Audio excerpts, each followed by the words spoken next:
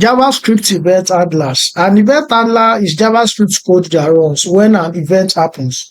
Event handler can be used to handle and verify user input, user actions, and browser action. So we are going to build two buttons that does the same thing, but that has or uses two different codes. Now, when you want to build a button or when you want to add an event to an element, on click is is an easy method to use in order to add whatever you want to your code.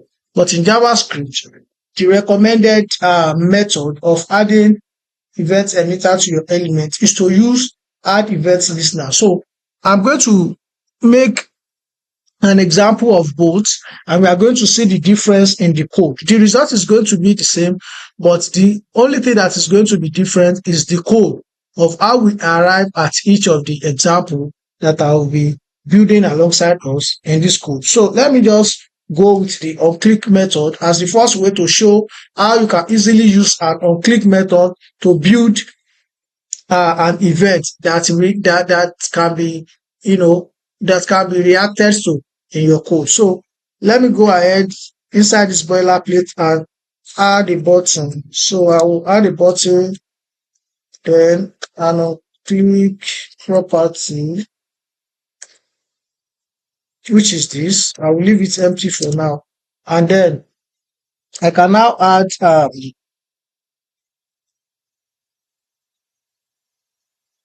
the time.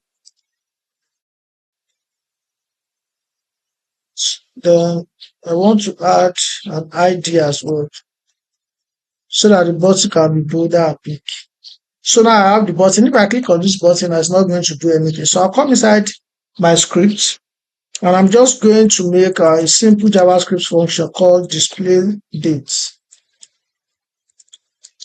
So this display date is going to pick get element.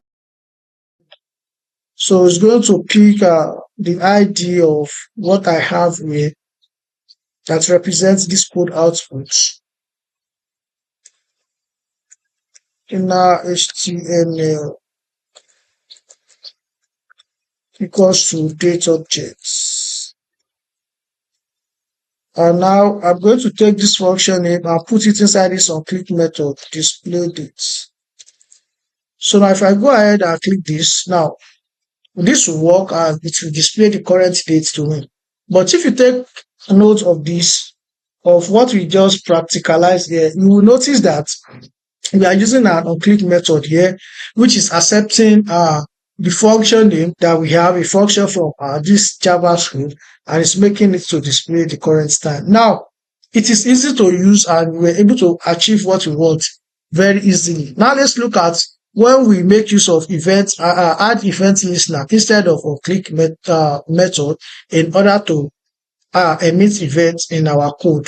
The add event listener is the recommended way of adding events to your HTML elements and not the onClick method. So let's take a look at another example that uses add event listener instead of onClick method. So here is my boilerplate code, and we are going to build along. We are going to build together and a button that will respond to a click event. So this time I'm going to add a button as well, but this time I'm going to make it just a button without any onClick method. So it's just going to be a button like this, and then a text here. The time is what we have here. Then I'm just going to add an ID so that the button can be put out with the style I already have. Now you can see this. If I click on it, it's not going to do anything. Then from here, I can move inside my script tag. And the first thing I want to do is that I want to select that ID. So which is just going to be this. How do you select an ID? Get element by ID. Document like we have been doing the ID. So my ID is button, BTN. Now that I have this, then I can add event listener to the button. So if I want to add an event listener to the button, what do? Then I'll select the button itself and then add the event listener that I want to it.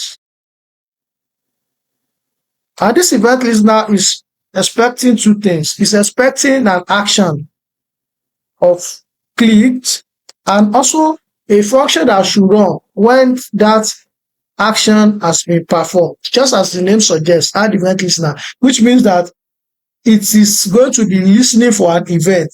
So if you attach it to a button, it will be listening for an event on that button, either a click or a tap or hovering or mouse over anything. And the function that I want to run is this, which is going to be the second parameters I'm going to add to it.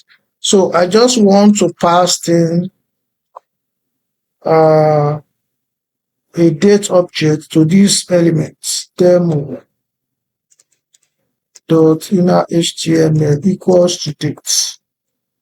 Now that I have this, I can just go ahead and click this. Well, as you can see, this is not working, right? And let's find out why this is not working inside this code. So I'll go ahead and inspect. I want to see if I can find out, if I can find any errors in the console.